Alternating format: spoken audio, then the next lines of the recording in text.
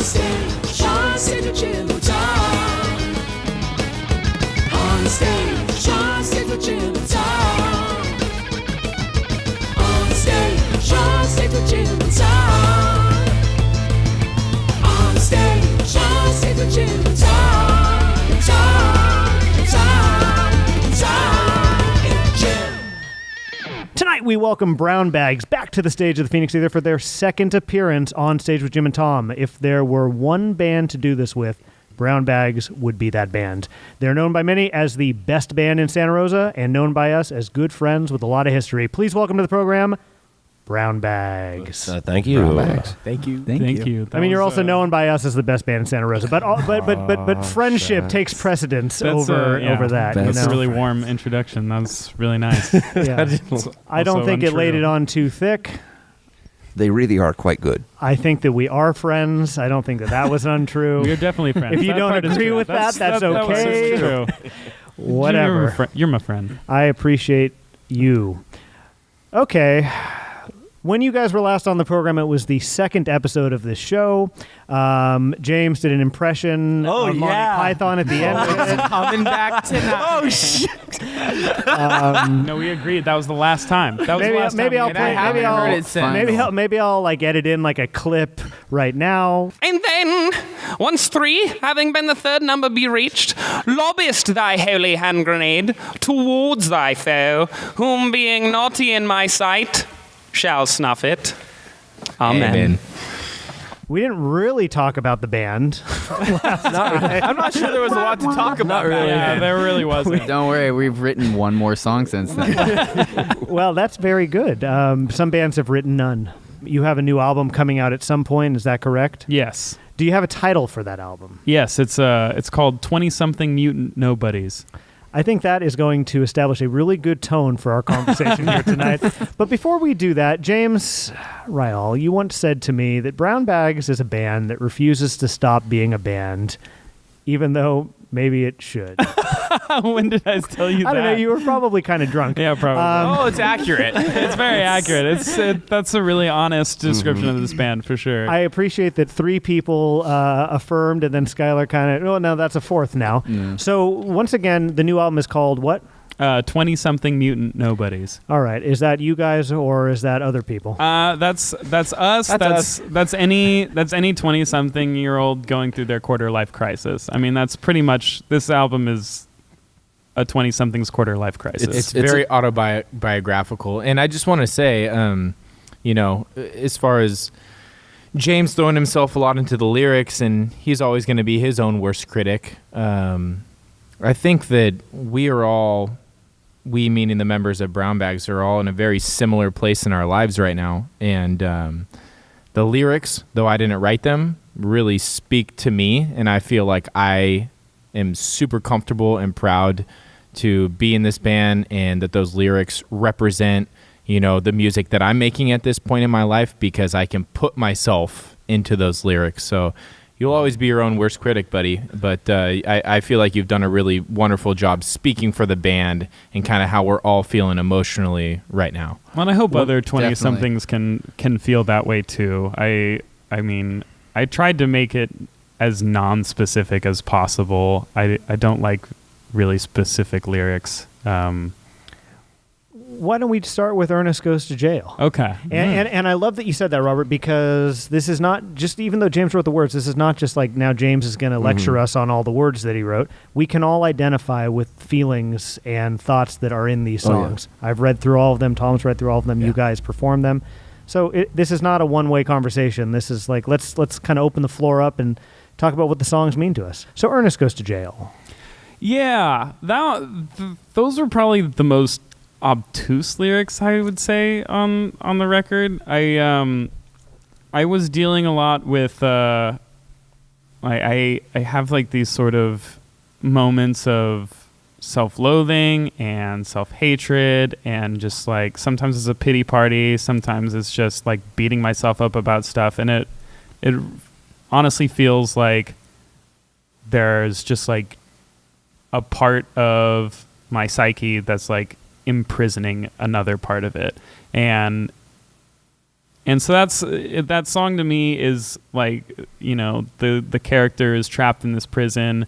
He has the key to get out, but he's allowing himself to be trapped here for something that he didn't do, and eventually the character sort of breaks free from this prison in a fit of rage and violence, and basically tells the warden to go Fuck jump off a himself. bridge.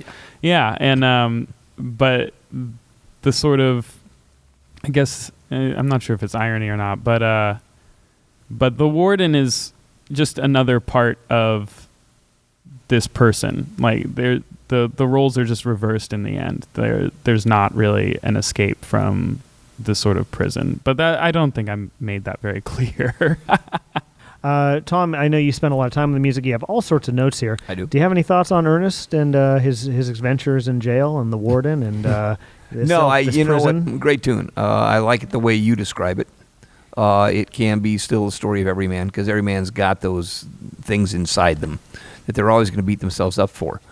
I think as you get older, it mellows out a little bit. I sure hope so. Yeah. I mean, I'm listening to you guys. You're in your 20s. I'm trying to think of where was I. You said the mid-20 crisis, and I'm thinking, holy cow, did I have one?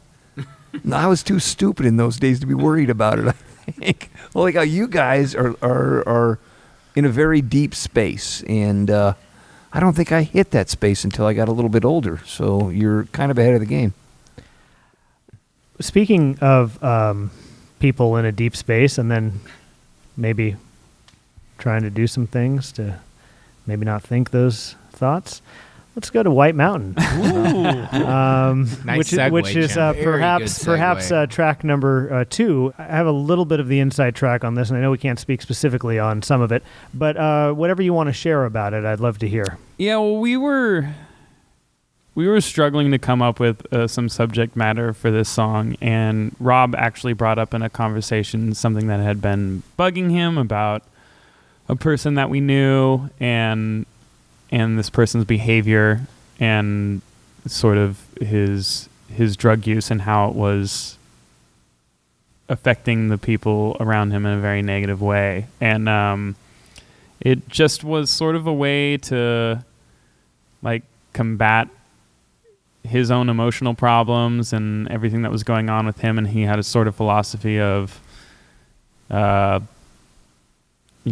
life sucks, so fuck it, let's party instead, and not like deal with it. And if that's your philosophy, you're totally welcome to do that. But he had a tendency to sort of drag a lot of people with him and like surround himself with people and convince them to do the same thing so he could feel like what he was doing was okay, and to sort of validate his own philosophy. And I think it really damaged and hurt a lot of people, and I'm not okay with that. We're not okay with that. That's not a philosophy we share, and we're very against that. Yeah, cocaine in particular is a pretty nefarious drug. That was the main drug that was being used in this particular situation. Yeah, I just say as an aside, cocaine in particular is a pretty nefarious drug. You wrote a song, Tom, one called about dark room. Is what it's called? Don't love. Yeah, don't love. Yeah, don't love. But it has the lyrics "dark room," doesn't it? Oh yeah, in my sitting in my dark room. God, are you kidding? It took me down for probably 5 or 6 years, and I would love it if you'd read some of those lyrics. Lost a lyrics. house to it, lost a theater to it, and getting through these very last hours, it's like I burned up 10,000 lifetimes in one day. I'm a prisoner in a crystal white tower because I love it, cocaine, and it was just it worked out so well. It took. For me, it was an important tune. It took a lot of my friends in the 80s and 90s, and we wasted so much time behind that. And the process that I came to with that was almost the same process you guys did, except for I was writing it first person. There's a line in it that says, "They admire your stoicism, but can't tell that you're faking. It's a smokescreen that's obscuring every doubt you carry inside." What I thought when I read the lyric is like, couldn't we all be accused of that? And at what point does it become a problem, right?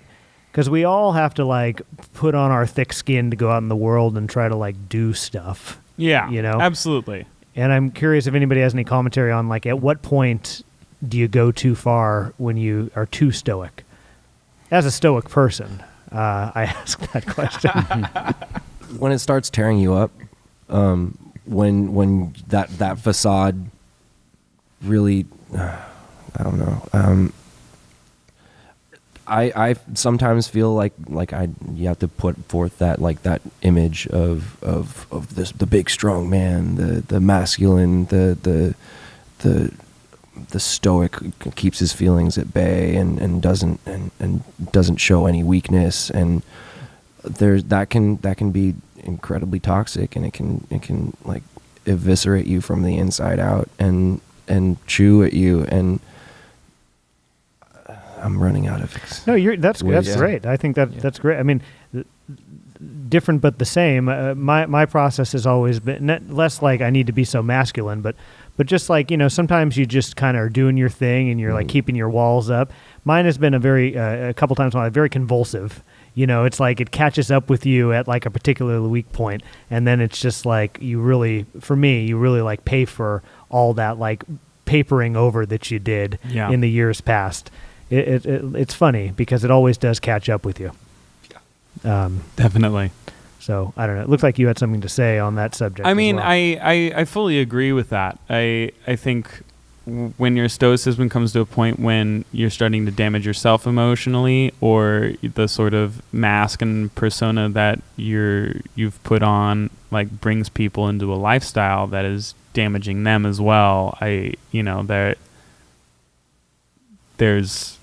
don't think there's an excuse for that. I don't think that's okay. So that's interesting. So with this song, then, it's less about like person, you're doing this thing and you're damaging yourself. It's more like person, a lot of folks look up to you, and and you're taking them down a path that perhaps you shouldn't be doing. It's manipulative. Yeah. It's for their own personal gain. It's a really manipulative drug. Yes. When you've got it, you've got a lot of friends.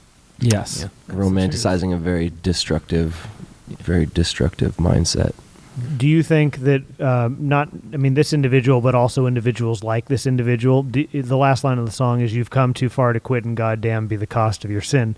Do you think that everybody faces a day of reckoning when it comes to this sort of a path? Because I believe that you do, and not because there's this universal sense of justice in the world, but just because stuff just tends to catch up with you. The ride can't go on forever. I would say they face it constantly. I think there's just there's that voice in the back of the head that keeps nagging at them about like they're using these drugs to mask their problems, to hide them, to like not think about them. But that thought is always there. It's just some days that little voice is louder, and it's at some point they're not going to be able to drown it out anymore. I think it's important to mention that this song is not about addiction.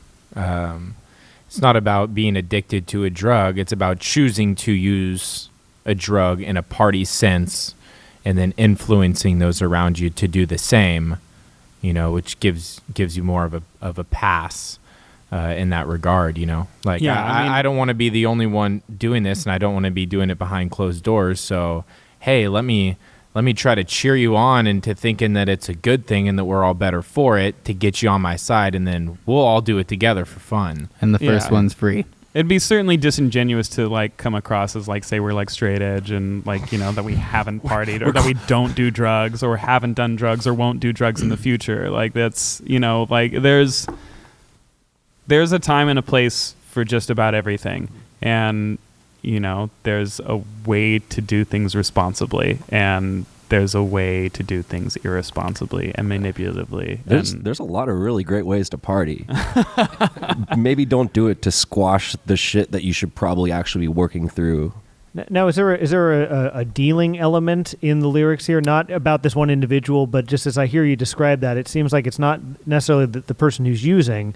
This is more the person who's like bringing others along with them. Yeah, but it's not so much a dealing aspect. It's more this person is using it to sort of squash their emotional problems and everything that they're dealing with, and then the insecurities are still sort of leaking through, so they drag people along for the party so that they can sort of validate their own experience, and like it's easier to crush their own emotions. It's a very selfish journey to bring people into your self-abuse. Yeah, and important to add that perhaps maybe this was inspired by someone, maybe not, but this is a universal thing. Oh, absolutely. There's a lot of folks who have had this experience. Absolutely. And we all know a version of this person. Yes. And I want to say that just in case we leave here and you think, please edit that out, Jim, because it was too obvious we were talking about person X.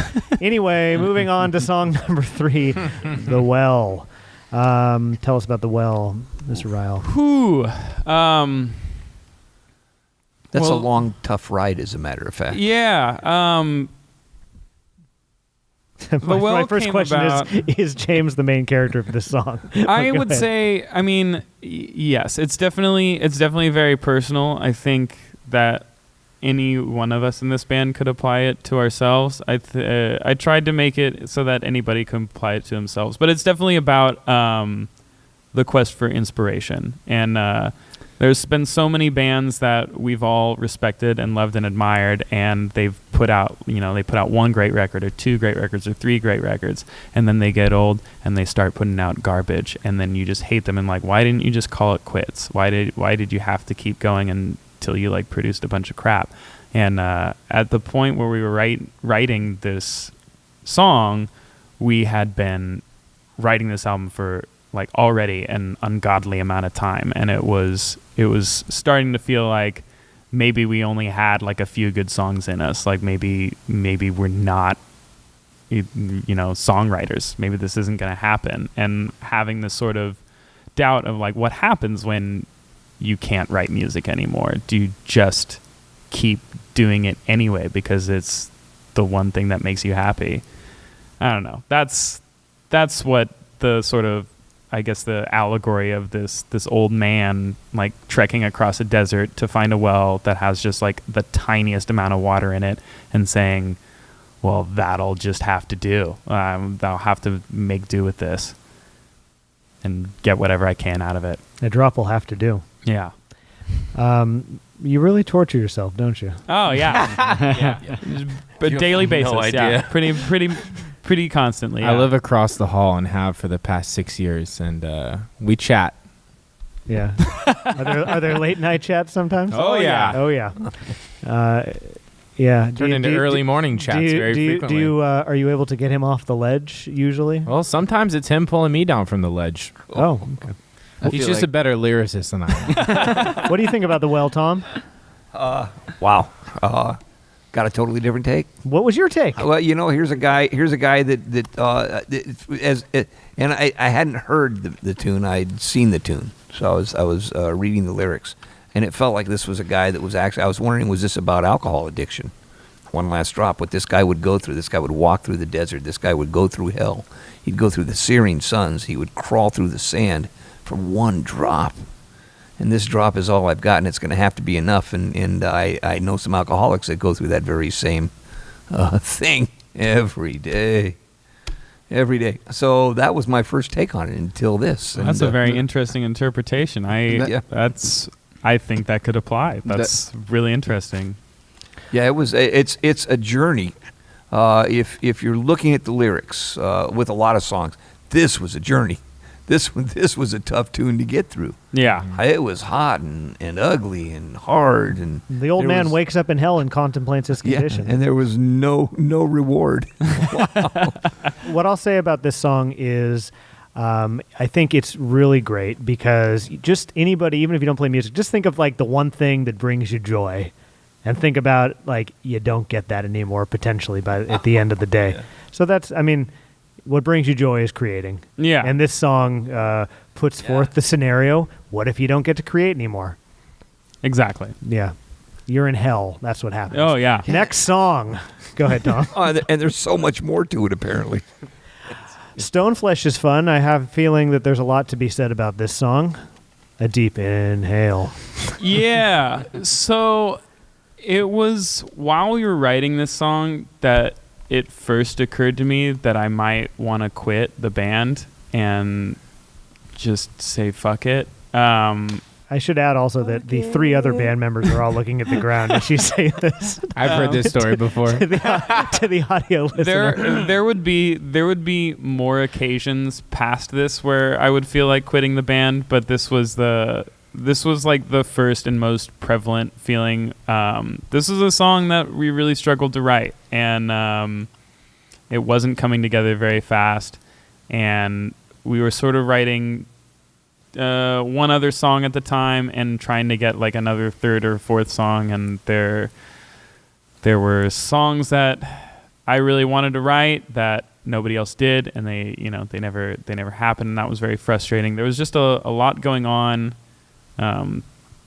that wasn't. It was stressful. It was just a lot of stress, and there was a lot of arguments, and it was coming to a point where like our writing process just wasn't working for us anymore, and because we couldn't agree on what directions the songs should go, and Because we're all prima donnas. yeah, pretty much, except Skyler. Skyler's just like, whatever, man, ripping. So he says No, you're it's- all prima donnas, but perhaps you 3 would say maybe just you 3 Yeah, are prima donnas. I'd say we're Yeah. the 3 most prima donnists. But there's say so. it's Prima Donian.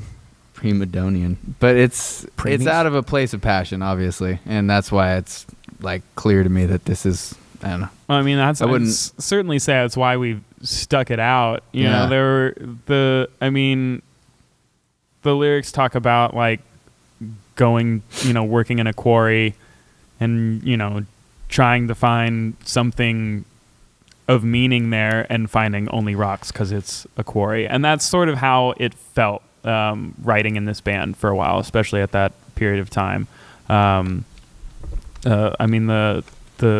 I guess we don't really have choruses for the most part, but the repeated line, like, I'm trying to get blood from a stone, and that was generally the feeling trying to write a song in this band at that time, was just trying to find something good where there wasn't anything there. And How much of that do you think was like some of that stuff inside you, that negativity, that like nothing's good enough, that like I'm not a good writer? oh, that's certainly part of the problem in our process. Like we're like we want everything to be 100% perfect, and a lot of the times we want it to be 100% perfect the first time. But you came to a conclusion at the end of it. Yeah, I mean, ish. I mean, I've I mean, you stayed in the band. I did, yeah, and that's certainly true. There was definitely a part when I was writing that song where I was like, if I stay in this band, this could seriously damage the personal relationships I have with these people, and am I okay with doing that in order to finish the record? And I said yes, and luckily that didn't happen yet. Yeah, record's not out yet. Yeah. This is a song to me that's kind of like man versus himself a little bit, Let's see. I'll cut off my hands. I'll sell my soul. I'll do anything to get my blood from a stone. Those are some lyrics from this song. The next song is called Walnuts, and that strikes me as more of like a man versus man, because Walnuts yeah. describes another sort of template of a character that we all know. Yeah, that Right. one was pretty straightforward, and I certainly wanted that to be really clear what that was about. I didn't want to be very wishy-washy about that. I mean, anything you want to share about the man who has 2 shriveled walnuts that were his pride, both of them dangled between his thighs. But a third shriveled walnut, the runt of the litter, did reside within his thick skull where he knew it could hide. Sounds like a Dr. Seuss. I love Seuss. I love Dr. Seuss. Huge inspiration, Dr. Seuss. I've never actually like heard it read out amelodically, and goddamn. Jim to read the whole record. Yeah. With the lyrics. Just like that. That was amazing. Of course I'll do that. But anyway, go ahead, Andrew. Or whoever was talking. That's all. The very Seussian. I suppose in the past few years, and it's been brought to my attention just how poorly my gender treats people that don't match their sexuality or their own gender or how they perceive their own gender should act or behave. Like I definitely, growing up dealt with a lot of people calling me faggot or pussy or whatever, like that sort of thing. But it's really minuscule compared to how women and homosexuals and transgendered people are treated. And I would be hanging out with my friends and they'd be casually talking about the latest incident, and it would be the most horrific, awful thing I had heard up till that point, and they just would escalate over time. It was shocking how human beings could treat each other that way, and it made me really, really angry. And I just wanted to write a song that was a big middle finger to those people. And I've seen them. I know those people, and like they won't necessarily harass a female person if they're with another person that they perceive as being male, because they perceive that male as having some sort of ownership over that female just merely by their presence. And so it's not something we generally witness as cisgendered men. It's stories that we hear later when these people are by themselves, when they're at their most vulnerable. And I don't know, it's awful. And I like, this is the thing I could do about it. Like if you see it happen, definitely say something, but a lot of times you're not going to be present for it. So this was my reaction. Yeah, and you know what? Also, it actually throws in just enough there to point out that usually those guys are mostly insecure. Yes, and that comes through well. I mean, too. his testicles are like half an inch and half an inch. So I mean, we have a little more. Are those the lyrics? Well, I'm just talking about shriveled walnuts. I'm joking. I eat a lot of walnuts, so I know. Yeah, he was a man heading for a fall. I mean, that's the other thing is like, it catches up with you. The behavior catches up with you. I think and it catches up with you because society is catching up. I think so. I think their time is very limited. Next song is Splinter. What I like about Splinter is, in a conversation I had with James said that Andrew very rightfully vetoed the first few sets of lyrics to this song. Yes. Oh, shit. Just ended up keeping it sort of simple and playing along with the same sort of themes that I'd been, dealing with. A lot of insecurity, a lot of dealing with that insecurity in unhealthy ways. You synthesized your despair rather delightfully, I would say. You just really distilled it down to, the brass tacks of, yes. Getting out of bed, drinking too much. Am I already dead? Has it always been this way for people? Like talking about your folks having to deal with the shit. Yeah. Yeah. It was. I think you very dutifully and properly synthesized the existential dread that you feel on a semi-regular basis. Yeah, I think aside from Walnuts, these were the bluntest lyrics on the record. They were very, very to the point. Do you have a good relationship with your parents? I do. I have a really good relationship with my parents. Do you think that?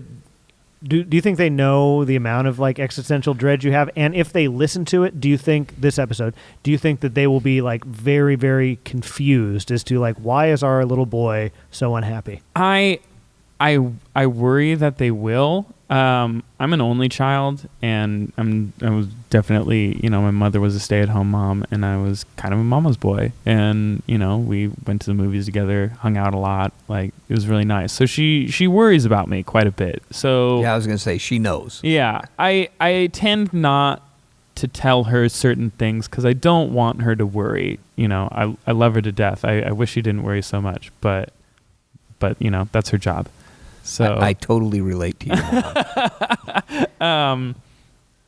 but yeah, so I I can't say that I've really talked to them a whole lot about the emotional stuff that I've gone through, because I just don't want them to worry, and I'm very unsure if they would understand, because they have a very, to my eyes, a very idyllic life, and very, like borderline perfect. I got the impression I was reading the words of a person dealing with depression. I definitely deal with depression. Okay. I don't know if there's like a particular situation in my life where that sort of started, or like it's been definitely something I've wrestled with ever since puberty. Like even in milder forms in like junior high, and it's just something that comes and goes, and when it comes, I just have to deal with it. Yeah, and I apologize that it went there. I don't mean to make you uncomfortable it's okay. about it. The next song is entirely about crippling depression and its cyclical nature, and how it never, ever ends. Song is called Not, in parentheses, Again. Yes. Tom, do you want to go first? Seems like you got a lot to say. We're back on the theme. Yeah. We're back to depression. Yes. And what have I got? I got trying but getting beat back down again, ending up in the same place. There's an energy there that is mostly the voice of the consciousness. This is where I really started to realize, we are dealing with, again, this is about where I realized these songs seem to be coming mostly from one voice. And the theme of your album is going to be, kind of a depression. And where that really comes through. Tom's grabbing another note. I've got my notes. To the audio listener. The notes. Stoneflesh. Because as I was reading the lyrics, it brought me right to the depression. The depression. Also the Dust Bowl. All of these people working so hard to get somewhere, and they're going to go through it. They're going to go through the motions. They're going to go through the steps. But history was proving to them that it was going to be for naught. And that's what I got out of Stoneflesh. And you kind of get the same thing with Not Again, especially with not in parentheses. Not again, but again. It's going to happen again. And again and again and again. And again and again and again. The thing about it is that, sometimes it's a very physical feeling where I will be having a great day and there's like nothing bad happening in my life. And then there's a very physical feeling where I'm about to have a huge bout with depression. And it's definitely a battle. It's always a fight. And, sometimes it's, a few hours, sometimes it's a day, sometimes it's a month, and, or longer. And there's just not, I don't have generally the tools to just fight it off. I just have to endure it. I think if we could trade all these feelings in for just being a party band, we'd all take it in a second. Let's go on to track number 8, No Matter. This is a song that has the big gang vocals in the end. It's a very long song compared to the other songs. Oh yeah. And 9.5. It's a rock ballad. It's almost 10 minutes, I think.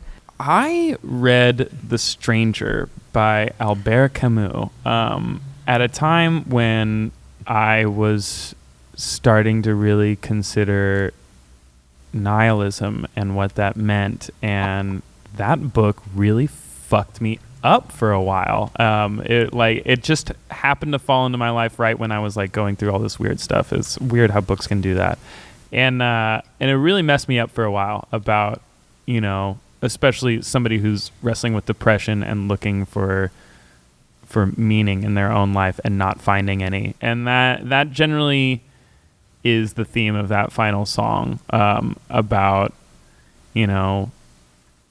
watching people move away, friendships fade, time passes, and, you're getting older, and maybe you want to try something different because what you're doing isn't working, but you're kind of stuck where you are because you've allowed yourself to sit in this place for too long. And slowly coming to the realization that this is probably the person you're going to be for the rest of your life, and are you okay with that? And does it matter if you are or not? Does it matter who you are as a person? That's generally the long and short of that song. Just getting older, being unsure if you're okay with it, being unsure if it matters. Does anything matter? Yeah. And, whatever. We're all going to die. And then and then it's over. Sorry to break it to you, bud. Spoiler alert. We all die. Last line of the song is "My work here is done." Is that like a thing that someone says at the end of their life? I mean, that's what Jesus said. The last few lines on that song, and I guess on the album, are generally, I would say, the conclusion that has been reached is that maybe it matters, maybe it doesn't, but there's gonna be a time when it's your time to go, and just gonna have to let it happen and be okay with it. This one, for the last one, as soon as you said so you got stranger, a lot of uplifting, uplifting stuff. The stranger beat me up when I was in the middle. college. I was in the middle of writing those lyrics when I read that book. Yeah, I got it. That might have been a mistake. Yeah. No, actually, everybody should read Camus at least once in their life, and if you're depressed, it'll only add to it. Yeah. So I mean, just really quickly, because it seems like that was an instrumental thing for you reading that book during the writing of these lyrics, and it messed you up when you were in junior high, I guess. No, it was a little bit later. But okay, so briefly, why did it mess you guys up? I mean, why? Because I haven't read the book. I was supposed to. I didn't read it. I mean, it's okay. There it is. It's okay. I mean, it's a great novel, and it's about this character who's sort of like emotionally indifferent to everything around him that society says he should be emotionally invested in one way, negative or positively, doesn't really matter. Yeah. But he's just has like no emotional connection to anything because he doesn't see the point in any of it.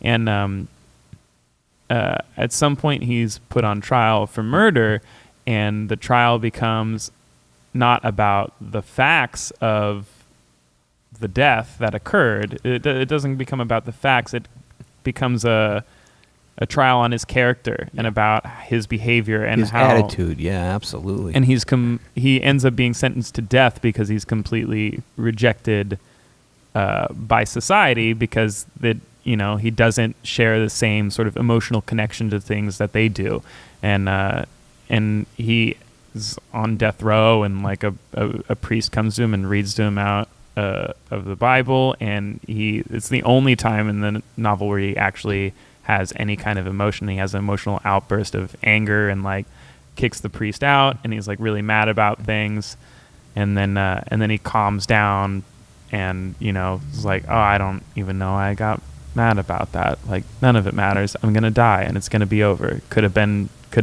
It'll be tomorrow, but it could have been 50 years from now. Could have been yesterday, and it really doesn't matter. And then you die. Yeah. That is. And yeah, it's for me. It was such a different take on death for me, on a waste of a life, kind of. But as a matter of fact, everybody has in them the feeling that society doesn't understand that you. You're going through seeing the world in the way you see the world, and nobody will ever see it the way you do. And in this case, this guy was absolutely beat up for it, rightfully so. But in my opinion, I felt bad for him. Yeah, I did too. I thought I got a bad rap. Well, the bullshit trick that depression plays on you sometimes is that you're the only one experiencing it, and that everyone else has got it figured out, and you're the fucked up one, and why are you so fucked up? And then you just think about that over and over and over again. Yeah, absolutely. That's a broad oversimplification, but I mean that's pretty much it, though. Yeah. It really is. So and you're consciously aware of it most of the time that you're not the only person going through it, but it doesn't stop the feeling from persisting. It's a really bizarre experience. Yeah. have like this sort of cognitive dissonance between your emotions and your thoughts. So I think to anyone who is listening to this who has struggled with that, hey, there's a few more people that you may know in real life that are struggling with perhaps the same thing that you're struggling with, and have, I think, rather eloquently described those struggles. And I think that there is something to be said for that. Yeah. Also, it's a companion piece for the album, which comes out sometime in the next year. Do we have an estimate on when that album comes out? I hesitate with this band to put anything down on paper. No, that's okay. I want this year. This year, please. Fucking please. It is June 2017. Is there anything on your guys' end that you want to say, as long as we have the mics rolling, about brown bags, about this experience, about your lives?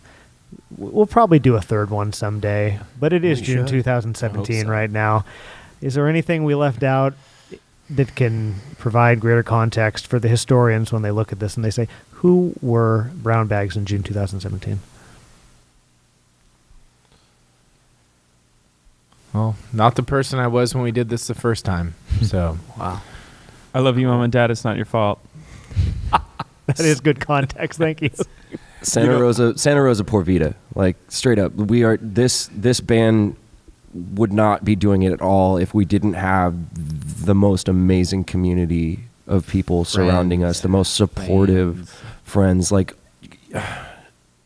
we've got it so great, and this band would not be anywhere near where it's at right now if we didn't have all of the friends and all of the amazing people cheering us on. We are truly blessed in Sonoma County. We have one of the greatest families of musicians that we all get to swirl around. Supportive, cooperative, Absolutely. genius. Multi-generational. Yeah. Oh yeah. Well, brown bags, I will just say that I don't think that people are necessarily wrong when they say you're the best band in Santa Rosa. So I know that makes you very uncomfortable, but I'm a big fan of you guys as well. So thank you guys for hanging out with us tonight. Thank you for your friendship. Thanks for being so open, and thank you for your music. thank you Thank you, so Jim. much. Thank you Tom. so much, Jim. We get 3 cuts out of these guys tonight, so definitely check out the 3 cuts, and Well, you'll understand what people are talking It's about. funny you should mention that because my script says, and hey, guess what? This is just part 1 of 2. Stick around because a performance from Brown Bags is happening right now. Lil Bucks. Thanks again, guys. Thank you. Thanks.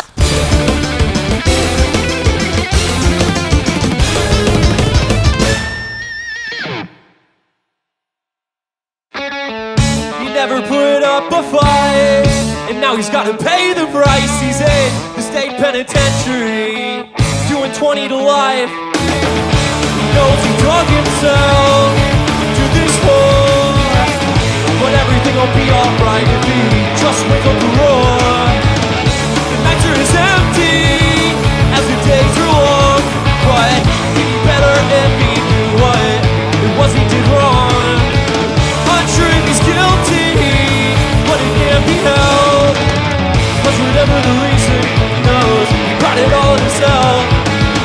He finds familiar comfort, living in between.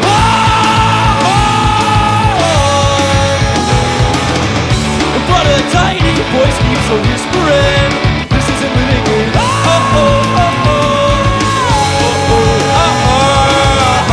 That's the life he's waiting for, and just only in train.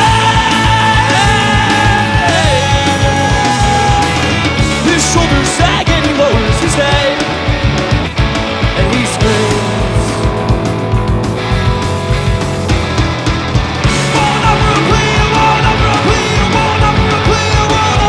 There's only one way out, and I hold the key. Gotta get on my knees, I gotta get on my knees, I gotta get on my knees, get up, get up. Only one way out, and I hold the key.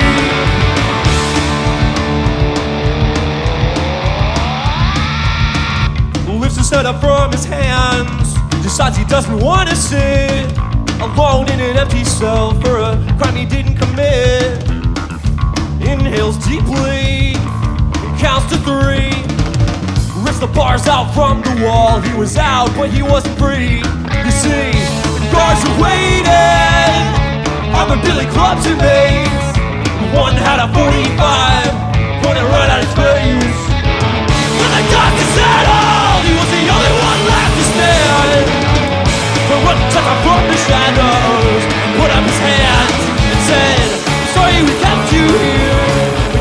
never fall. But now that you've done your time, you forgive, you're praising us all. We were heroes that's not wrong. Though this heart began to harden. When it finally turned to stone, he said, "Not on me, no fucking pardon."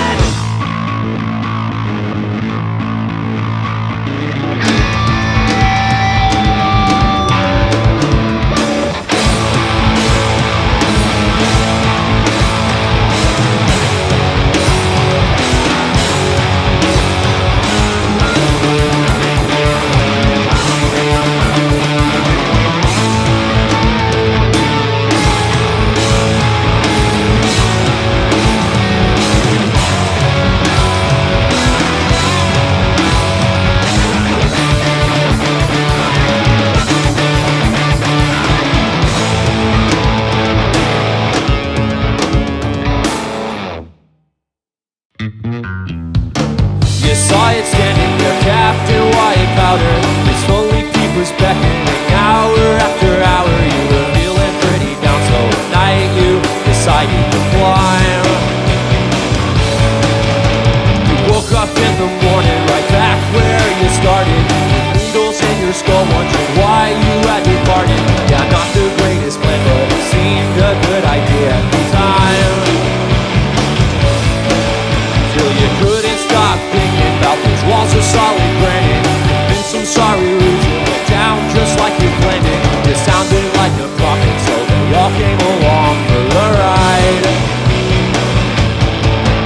Now they get up with the dawn, they're bewildered, heads aching. Fire stoicism, you can't tell that you're faking. The smoke screen that's obscuring every doubt that you carry inside.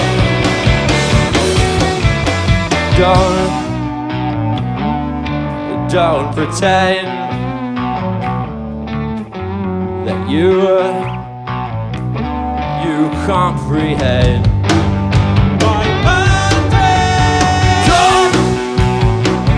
Don't lie again. Well, I know where you've been. My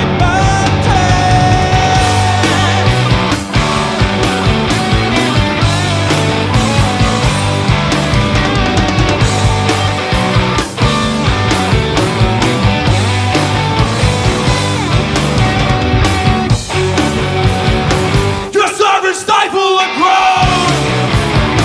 Now Coleman cuts to the bone, but they won't hear you complain. It gets you down to the pain that you feel but refuse to recognize. Tell me you're not severed, I can see it at your eyes. Losing you constructed for yourself as decoy, wearing pain. So what I'm warning, hoping no one ever pays attention. I can't believe this strategy was your invention. Come to party queen, not damping, you cost you yourself.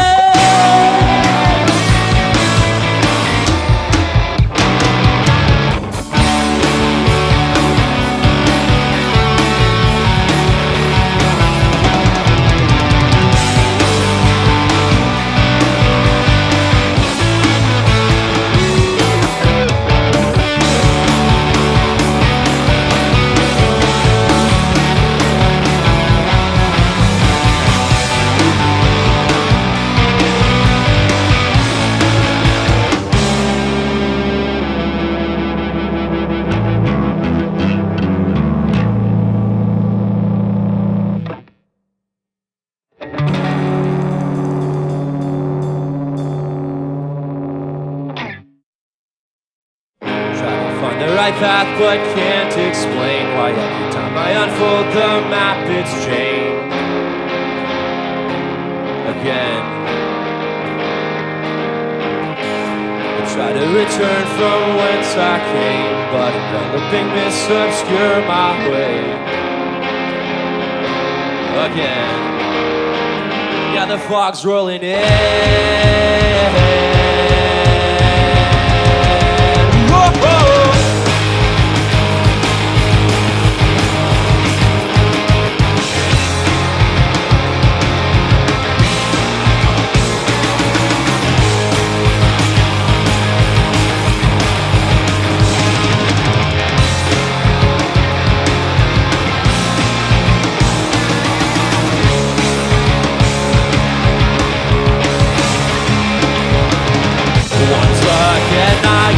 to a montage of my greatest mistakes, a detailed drug count of all my smallest sins.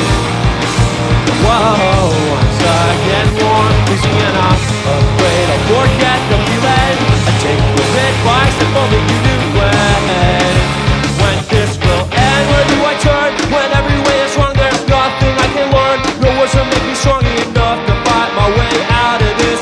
I'll lay myself down and wait it out again. Do I do when no justice and like there's nowhere I can go? When every resurrection sends me on broad current that winds up barreling back here to this goddamn place again.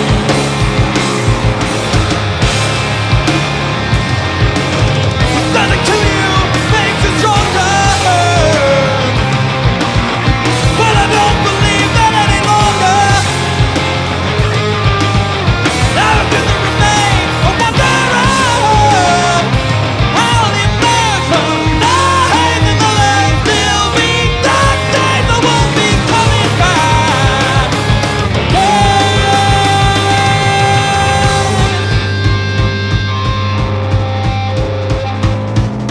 Okay, I'm back here again. Again, it hit me again, like a relevant uppercut to my chin.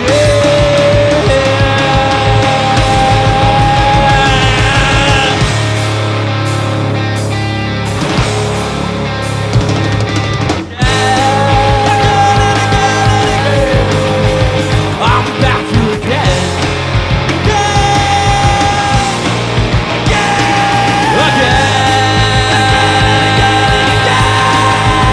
I'm back here again. Yeah, the boss rolling in.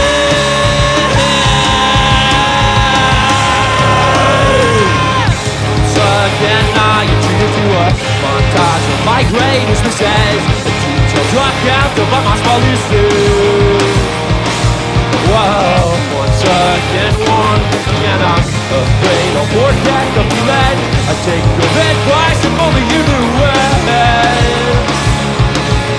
Once again, are you treated to a montage of my greatest mistakes, a detailed drop count of